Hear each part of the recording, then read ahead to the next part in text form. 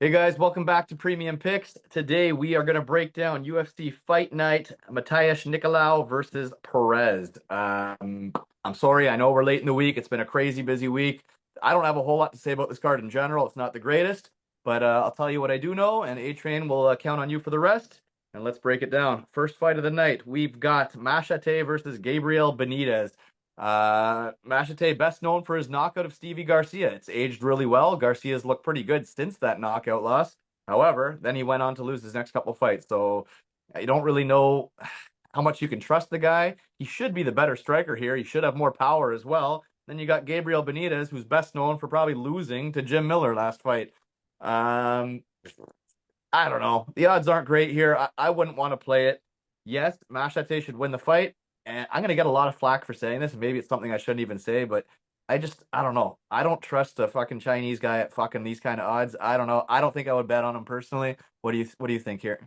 Machate, he's pretty low volume if you ever look at his fights, right? So he really relies on that knockout, right?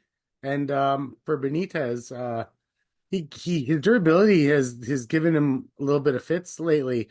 But if you look at the guys that he's been facing, what would they do against Machate? He lost against Sadiq Youssef. He lost against Omar Morales. That's not a good look. But Billy Q, David Onama. He beat Justin James, beat Charlie Ontiveros. He beat the guys that he's supposed to beat too. He lost to Jim Miller too, right? And that's where they say, oh, his durability is durability. But these guys would knock the shit out of Machate too, right? So like, I don't know if that's really his durability or it's just like guys that he's been facing.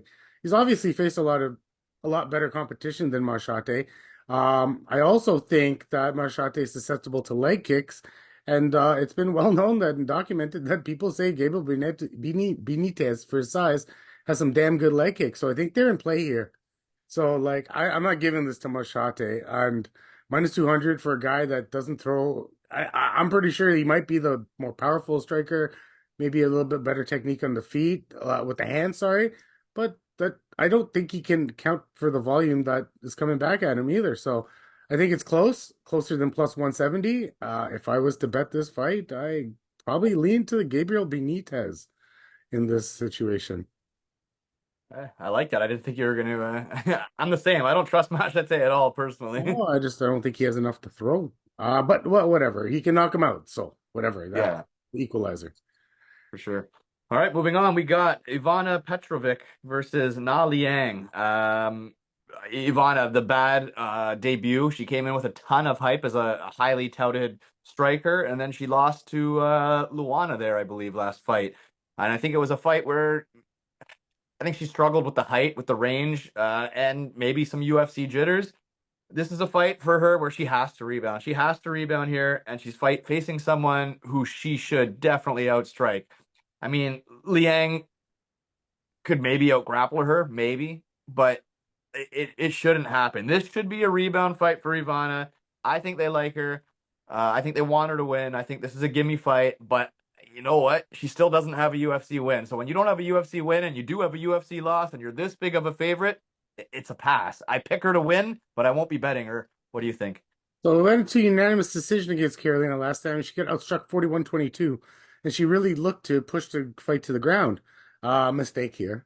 If she wants to push the fight to the ground, Na Liang, for her one round of gas, or maybe a little bit like 1.2 rounds of gas, is a damn competent grappler. If she didn't blow her load against Arnie Carnelossi there, she probably wins that fight. She's taken down multiple, even JJ Aldrich, who got finished her in the second round. JJ is durable though, in most cases. Um, she took her down three times. Petrovic, if she wants to push ground game here, there's a good chance she can get subbed in the first round. So minus 450 past this fight, but like I wouldn't kill you for taking Na Liang by sub. Na Liang by sub is fuck. It's not a bad pick, man. Like if you want to just Na Liang by sub is plus 900. Yo, it's her path. It's like her path. Like I can see it happening for sure, for sure. For in round one, you want to go sub round one. Like you seriously. I like it. If I was watching this card on Saturday, I would definitely just sprinkle that because you're looking at plus 2 grand at least. Eh. Okay. I love the plus 2,000 bets. I don't know about that one, but hey, This one's we're, minus we're seeing. 450. You're not playing Petrovic. If you're parlaying No, Petrovic, no, no, no, get, no, no, no, just no. get out of this game. Get out of the game, guys, if you're parlaying this lady. No, no, no. All right, moving on to I think the sleeper fight of the night. I don't even know how to pronounce these guys' names, but these are two guys I actually did watch a little bit of tape on. We got James Llontop, I think, Chris Padilla. Um, you know what? I think this is a fun fight. I think the odds are a little bit wide here, considering Padilla is a dangerous guy. He does finish his fights. When he wins, he finishes, and I think when he loses, he could get finished too. Like I actually like all the unders here. I think we see a finish. I think Padilla is out fired here. Like I think he's going to lose in a firefight. He should lose in a firefight, and I think that's what's going to happen. But he's definitely somebody who at least does have a puncher's chance. Like some people don't have the power to at least be able to catch you. Padilla at least has the power that he has a chance to catch him. So I think this is a fun fight. I like all the unders. Um, Not sure how to bet it yet. Not sure, but I honestly, I'm actually looking forward to this fight. Truthfully, I am. What do you think here? I like the unders as well. It's funny to see Padilla come into the UFC off a bunch of losses though, because that's kind of weird. And I mean, James Lontop looked okay in his Dana White Contender Series as well, right? So, I mean, Lontop looks like the better striker. He looks like the little bit more technical guy. Both guys have power. I haven't seen much about their durability chins, like that kind of stuff, right? So I don't know what to say. Like, I'm probably gonna say take Long Top to win this fight, but minus 400 on a couple debuting fighters, I don't like it. I like the under though, like you said. This should finish. But yeah, I'm probably gonna pass this one, buddy. Right on. All right. A lot of these fights are passes for me, man. After UFC 300, I mean, I smashed a lot of money that night. We did really, really well. And normally when I do really well, I give it all back because I'm like, all right, I got a big pot to play with. I don't even think I'm going to play a whole lot this card, to be honest. No. Moving on, we got Ketlin Souza versus Mann. Very rarely do I choose a girl to finish and by knockout, but I think Souza finishes this fight. Like we got a girl here who punches much harder. She's the much better striker against a girl who I don't think can really hang in the striking department. So I got Souza by finish here inside the distance, and I very rarely choose a women's fight inside the distance. What do you think? Yeah, Souza's the better striker, by far too. And she's gonna like tower this girl, right? Like she's gonna big brother this girl because she's gonna be much bigger. Marty Man's what, like 5 foot, like soaking wet, like it's crazy, right? She's small. I feel like if there was an atomweight division in the UFC, she probably would be in it. So her bread and butter is to take her down. In her last fight, she didn't look so great at the takedown. She can't hold anybody down either, right? So how she win if she can't hold down Ketlin Souza has shown a little bit of bad takedown defense, been able shown that you can take her down and kind of like control her a little bit on the ground. But that works two ways. Like Marnik Mann's never taken someone down and showed that she can control them on the ground for an exorbitant amount of time. So yeah, take her down means nothing nowadays in today's UFC, the way they judge things. Take her down, she gets back up, she lands 20 punches. You take her down, she gets back up, lands 10 punches. I don't know about the finish, but I think she wins this fight. And minus 334 is big for women's MMA again, but this one here I see cut and dry. If Marnik Man was a better wrestler or her bread and butter was supposed to be, and she showed that she can actually use it in a fight, but I haven't seen the video evidence of that. No, I think it's gonna be a bad night. I think she's gonna get beat up. All right, moving on. We got Don'Tale Mayes versus I don't know if it's Chow or Kyle Machado. Heavyweight fight. Don'Tale Mayes, crappy striker, gasses quite often. Uh, yeah, I don't know. I don't really know how else to describe the guy. He's very sloppy. Hands are sometimes low. He just wings his punches. It looks like a bar brawler, really, and he's not even really that great at it. And then you got Machado, who obviously lost last fight to McParkin. I think McParkin's a good fighter. He has this weird way of always winning close fights, so it's hard to judge how good he is. You're like, that guy's not good. He just decisioned a bum or whatever. But his fights all look the same. All of his fights are kind of those decision point fights, and I think McParkin's a decent fighter. I think Machado, I think he's going to be better than Don'Tale Mayes personally. Don'Tale Mayes at his best maybe goes 3 rounds and makes it a close fight or something like that. But at his worst, sometimes he gasses and looks atrocious. I just can't bet money on guys like that. They're just too hit and miss. So if I was to bet, it would be on Machado. But two heavyweight slobs like this, I don't feel great about it. But I do think Machado wins the fight. Absolutely. What do you think? Well, Machado shows that he can throw volume, but he also shows that I don't think he has the experience that much, and he looks sloppy himself in past fights. His last fight against Mick Parkin, he had showed that he had a little bit of dog in him, but he also showed that Mick Parkin was able to hit lazy takedowns on him. The guys that he was beating on the regional scene, he beat a 53-year-old twice. I don't know why you would rematch a 53-year-old. Makes no sense to me. I even looked at one of those fights. I couldn't even look at the other. I was like, this is ridiculous, right? In Don'Tale's favor, he has been fighting a lot better competition than Machado's ever seen in his life. Like, geez, even fighting Rodrigo Nascimento to a close decision, which I didn't even know he could get that close to a decision. I thought he was going to get smoked. Didn't even get taken down by Nascimento in that fight. That was the craziest part. Nascimento won that fight, but barely. I was sweating. This guy knocked out Andre Arlovski, which yeah, I mean, people might be like, "Oh, Andre Arlovski knocked him out, big fucking deal." No, Andre Arlovski made a lifetime in his older age of like taking good people to decisions and stuff like that. So him actually going out and knock him out, I'll give him a little bit of credit there because not a lot of Andre's usually like striking is good defense striking, so he doesn't get knocked out. Lately, he's back that durability. I guess everyone has a bad taste in their mouth because he lost to Sakai and lost to Hamdi, right? But Kyle was a problem with takedowns. And if D1 Don'Tale Mayes wants to come out there and show that he has 6 takedowns like he did against Josh Parisian, this guy must know he needs to win a fight. And Kyle's not that good. And this line flipped and everyone's on Kyle. When the public is so heavy on this guy,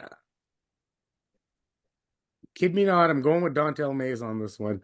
Because the public is so heavy on Kyle, I am going to flip the script. I think Don'Tale's experience will show through and he'll pull this out somehow. He's going with the D1 Don. Well, I think D1 Dontel comes out at the this if if coaches do anything, they gotta fucking pick the weaknesses of the other guy. This guy obviously not you don't have to be D1, you can be D4 Dontel and should be able to take this guy down.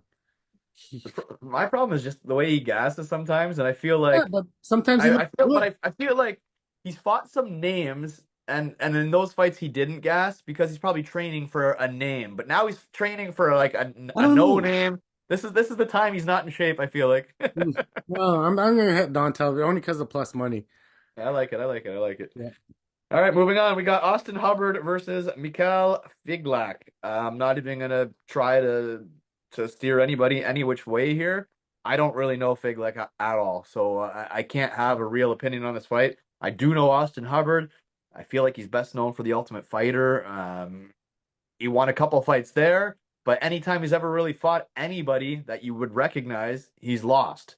So I don't like Austin Hubbard at all, and I just don't know Mikhail Figlak. So I don't bet on people I don't know. Like it's like literally one of my rules. I don't bet people I don't know. So this is a pass for me. People listen to A Train on this one if you have a take. So it's a weird thing, but like Figlak, for all intents and purposes, should be the better striker, should throw with the better power. I don't think anyone gets knocked out in this fight, to be honest with you. Austin Hubbard throws pillow fists. Uh, but he's durable and he'll come all fight. Even if he loses the first round, he'll come out and he'll beat you in the second round. He's lost a lot of first rounds. I think he lost the first round to Dakota Bush. I think he lost the first round to Max Roshkoff and then came back and really put a good second round in on those guys. So Figlak, he is intense. He comes right at you, goes right at you, and he pushes the pace.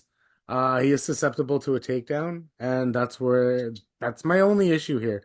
Because Austin Hubbard still showed that he has a little ground game. He took Kurt Bahalaba down a couple times. He took Vince Pichel down like I think it was like 3 or 4 times. So he's a little ground game. So that's where I like Figlak. Minus 163 seems pretty good value for him. He should win this fight. The takedowns scare me.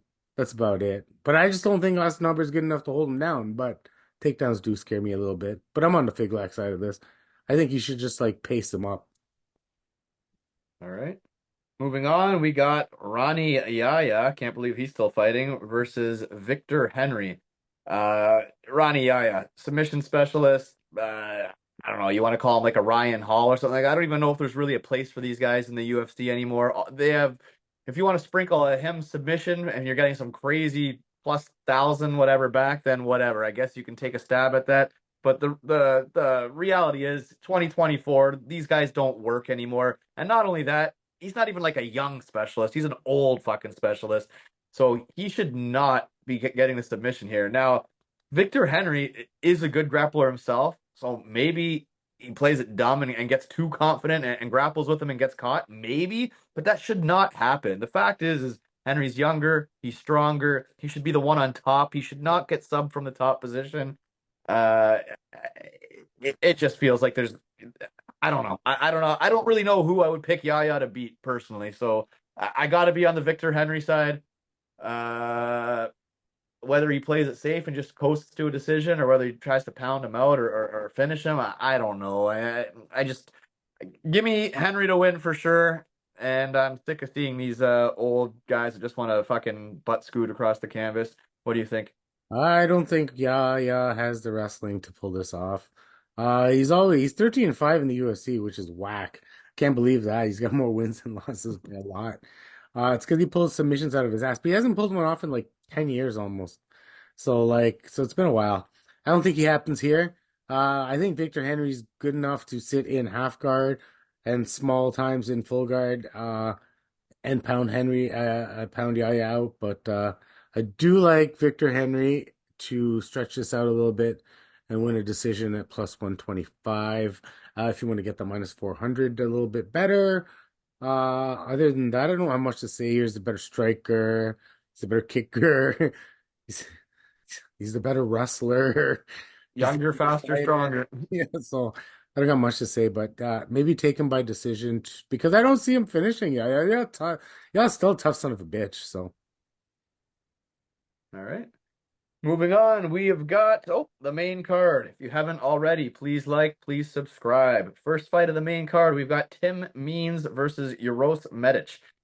Means is very well rounded. It's funny because if you look at like his record, it looks like most of his wins are knockouts, but he's not a bad grappler actually. He's not a bad grappler at all. And he's taking on Uros Medic 9-2, all 9 wins by finish, which you love to see. He has been tapped out a couple times. Euro should knock him out. He should, but Tim Means does have that veteran savvy shit that he pulls out every now and then. He pulls out a fantastic performance, so it'll be scary. I think I'll definitely be a little bit nervous, but I am going to take Medic to knock him out. All of his wins are by finish, so why would I play it any other way to get that extra val or at least inside the distance? But I would say knockout. So yeah, I'm going to say Medic by knockout for the extra value because when he wins, he finishes.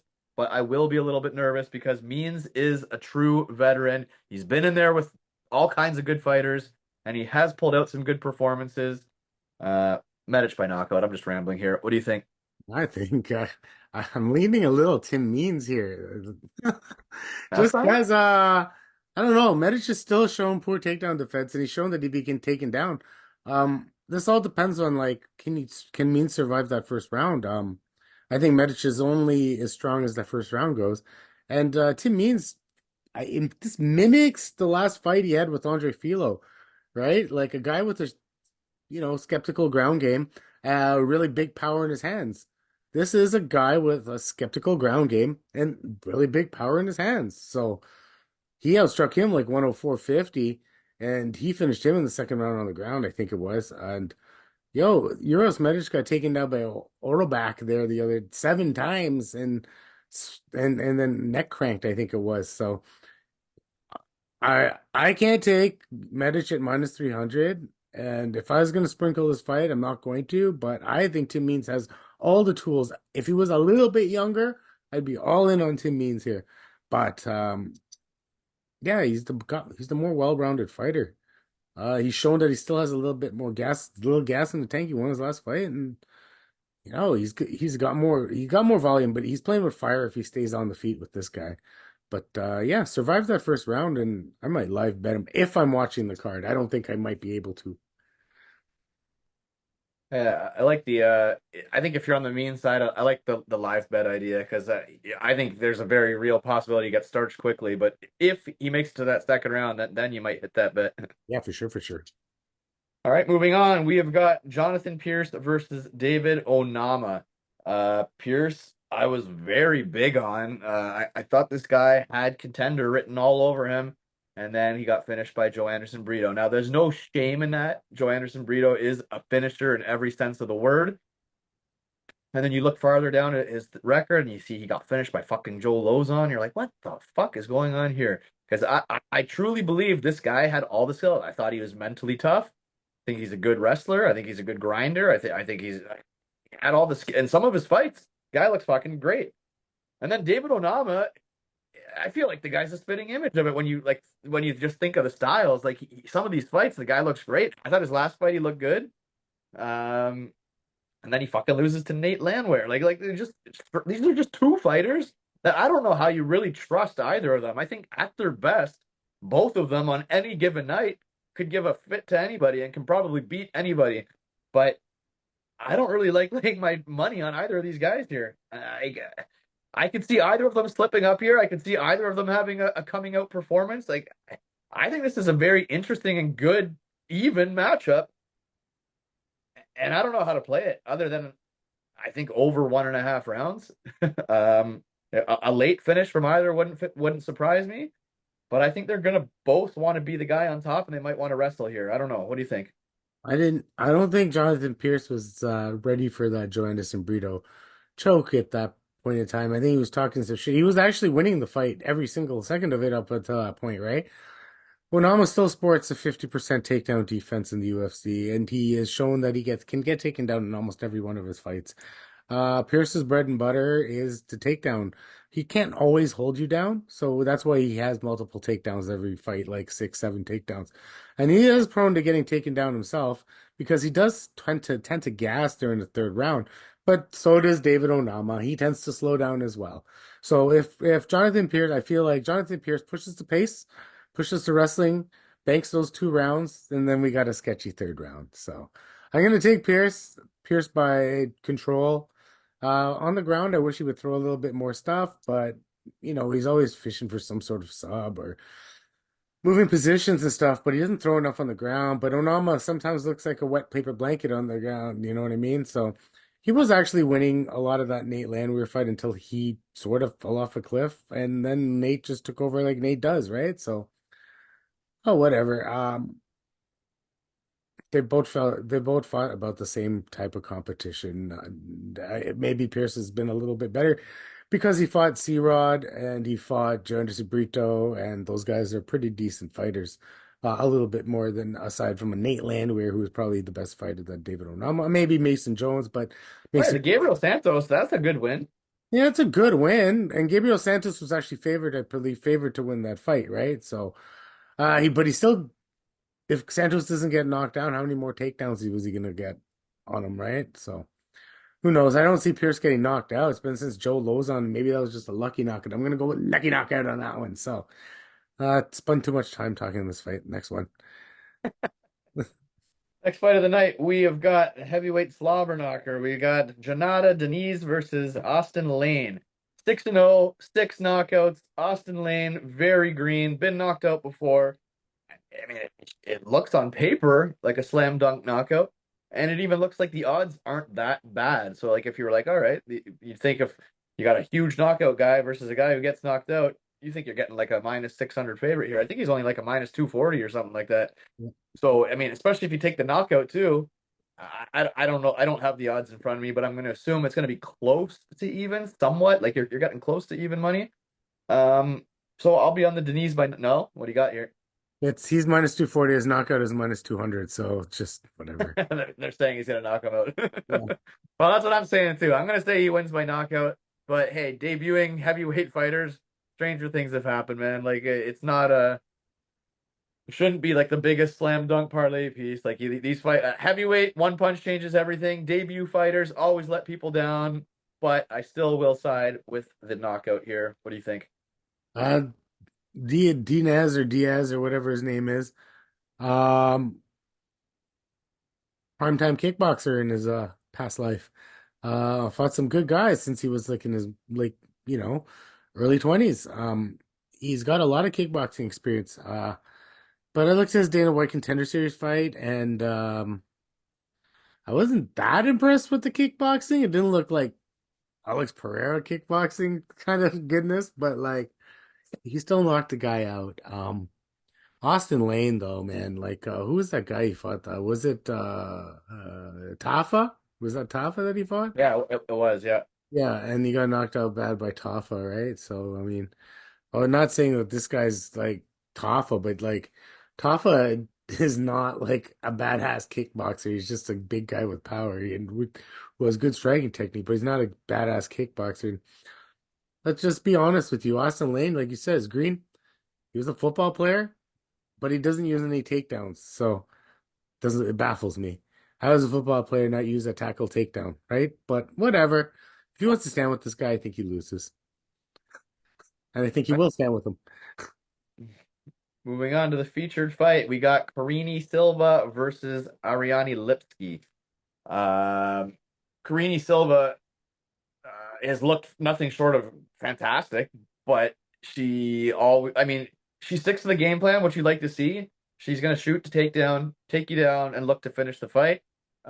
You love seeing people stick to the game plan.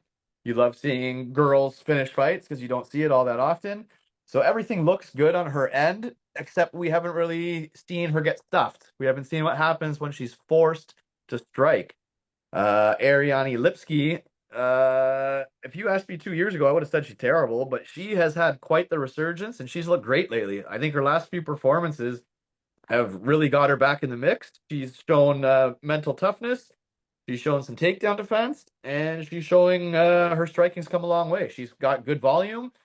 She seems to overwhelm people, like slowly but surely. She starts taking over the fight and overwhelming you. So that will be, I mean, the story of this fight. It's a classic striker versus grappler. What's going to happen? Part of me wants to pick Lipski because I think she really has turned the page. She has looked a lot better, so I totally get it. And I mean, if you're getting big dog odds on her, I don't blame anyone for taking her. The problem here is I feel like Carini Silva just beat a heavier hitting, more dangerous striker last fight in that Ketlin Souza. Now Lipski has the volume, so you can't really, they're not really the same fighter. Sousa's more of like a big power puncher, drops you and finishes you, whereas Lipski's kind of more like a volume. So it is a different fight, but I think she passed the test on a possibly stronger, more dangerous striker. So I think she will get the takedown here. But hey, Lipski's fucking mentally tough, man. She's the, what do they call her? The queen of violence or some shit like that. I don't, is that what they call it? Yeah. I mean, and rightfully so. Honestly, she's mentally tough. She's absolutely a fighter. Like I said, a few years ago, I had written her off and I was ready to bet against her every fight. She has proved me wrong and has shown she is a true fighter. She has heart. She has grit. She's looking great. In fact, hey, I'd like to see her win. I would like to see Lipski win. I just don't know that I can get there on the betting wise. I don't know. I'm not so sure she's going to be able to stuff the takedowns. I'm pretty sure you're big on her, and that's cool. I'm rooting for her. I am rooting for her. Are you confident here? What are you thinking? Yeah, I'm gonna take some flack for this because I know everyone's on Carini Silva, but why? I don't know. Like her her subs have been opportunistic. Two guillotines. Lipski's not gonna get caught in a guillotine because she's probably not gonna shoot. Right? So two guillotines, a Darce choke on Pollyanna Botello, and yeah, Pollyanna Botello is in my you are shit books. And then like you said, Ketlin Souza, but like I said earlier in the fight, Ketlin Souza is known to be able to get taken down. Bad takedown defense. On the ground, she looks like a fish on the water. At least Ariane Lipski on the ground, she's been an American top team since this resurgence has happened, and she's training American top team full time. So she knows she's getting the wrestling. I also seen 19 takedowns not being taken down on her in the last three fights. Melissa Gatto is a good fighter. Couldn't do nothing against her. Close fight, but she still pulled it out. So, yeah, man, I don't think I'm gonna go with she stops the takedowns, then what?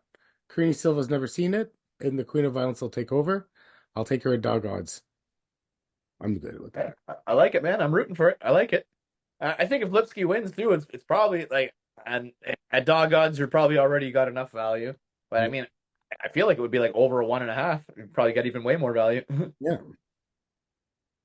All right, moving on to the co-main event, we have got Ryan Superman Spann versus Bogdan Guskov. This should be fucking fireworks. This should be a knockout either way, and it should be quick. I like under 1.5 here.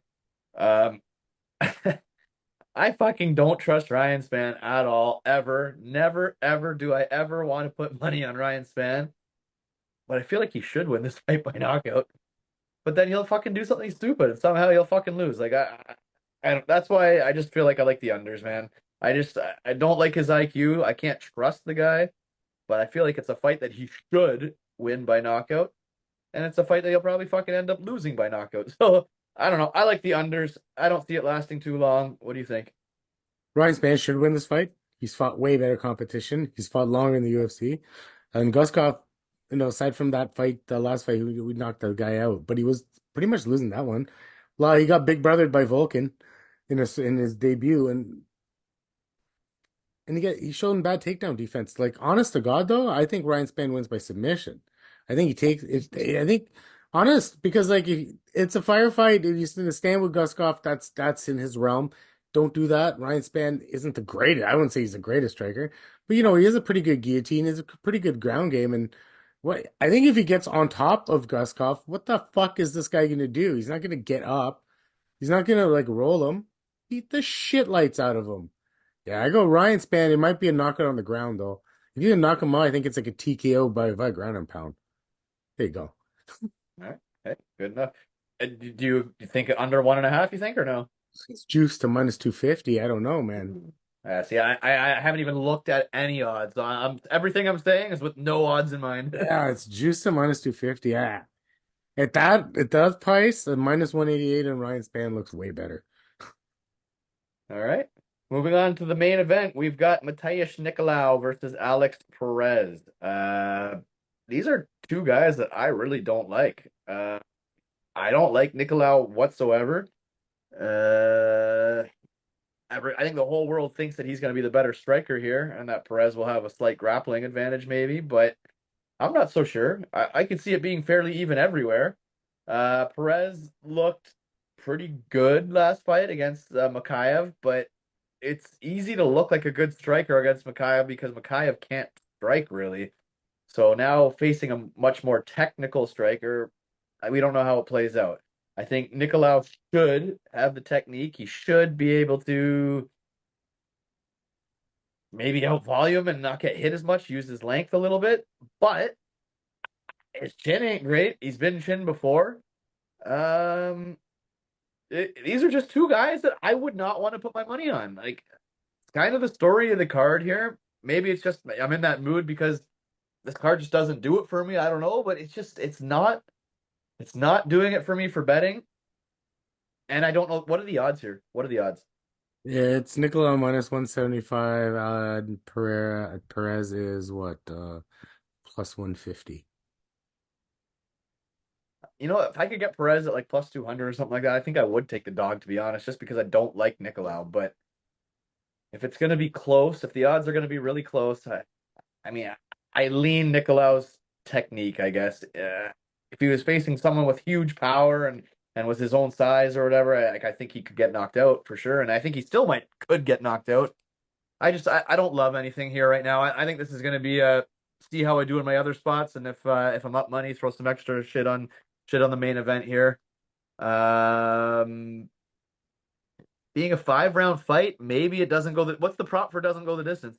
Minus 155. It's actually plus money to go to distance, but it's a featherweight fight, so you got to think majority of these fights go the distance, and for plus money, I think I might fucking hit the fight goes the distance. Normally, I would agree 100%. In a 3 round fight, I would. In 5 rounds, maybe somebody gets caught. I don't know. I don't know. Again, I don't love anything here, but I think I'd maybe play some kind of distance bet, maybe. What do you see? Well, Nicolau wasn't caught. I mean, the chin was only checked by Brendan Royval, who has big power. And other than that, he stood up to most of these guys. He didn't even get knocked up by Manal Cop that one time that they fought, right? So I see this go to distance actually. And Alex Perez go to by decision is plus 500. And Matus Nicolau by decision is plus 220. If you want to split the bet on that and hope for the decision and add the decision prop, once it goes to decision, if you bet all three of them, you'll make money. So if you put 20, 20, 20, you'll hit two out of the three props. If it goes to the distance, you hit Alex and you hit big, you hit Nicolau, and it's not so bad. Like that's probably the way I'll go. If I'm watching the card, I'll probably go and hit the fight goes to distance and both guys by decision. And I'm hoping if fight goes to decision and they win two out of three bets. So and I like that. Cool. It all makes perfect sense. I feel like if the fight goes the distance, Nicolau wins. He's never lost a decision. Yeah, All three of and his I agree with you because Perez kind of like gets grapple fucked in the last minutes of fights, and like he showed no gall or anything against Makayev when it was 1-1 going into the third. And I completely see what you're saying, but how would you feel if you go to the distance and you have those two bets and Perez somehow wins, and you're like, what the fuck? It's basically covering yourself. You yeah, still make money either way, right? yeah. No, the logic makes perfect sense. Uh, I'm just gonna play what I would say. I would say a Nicolau decision or a Perez inside the distance. Though You may that's want to those go a would little be bit over 3.5 is minus 130. That's pretty good odds, right? So yeah. that means a late finish. That's the only finish will be a late finish here. It's be one of these guys. I would be Perez gassing out. I don't Well, think. or he catches him. Like that's why Perez inside the distance, Nicolau over or Nicolau decision. I don't know. That's just me thinking here. I don't love them by any means. That's just kind of my two ways I look at it. Yeah, man, I get it. Okay, guys, I'm sorry. Like I said, didn't do a ton of research here. It's my son's birthday tomorrow. Shout out to my little man, Ray Jr. Love you, buddy. Happy birthday. Um, Guys, smash it Saturday. I hope you guys kill it for me. This is like probably the first card in forever where I'm not going to go nuts. I'll be back with the next one. The next pay-per-view I'll go big on again. And we'll make sure to be back on a regular schedule next week. Good luck. We'll talk soon. And let's get that money. Have a good one. Later.